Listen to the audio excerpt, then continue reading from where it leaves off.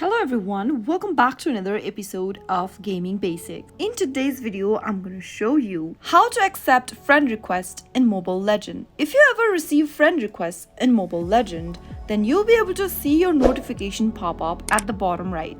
To accept the friend request and follow them back, you can tap on the follow back button in the notification panel. In case you missed the notification to follow back to the person that just followed you, you can simply go ahead and tap on the social button at the bottom right and tap on following/followers option. Here in this page, you can switch between the following list. In the following list, you'll be able to see your friends that you are following on Mobile Legend. To see the list of the friends that are following you right now, tap on the followers button. So if you'd like to go ahead and accept friend requests in Mobile Legend, all you need to do is to tap the follow button and you'll be able to add them as a friend on Mobile Legends. That is how it can be easily done.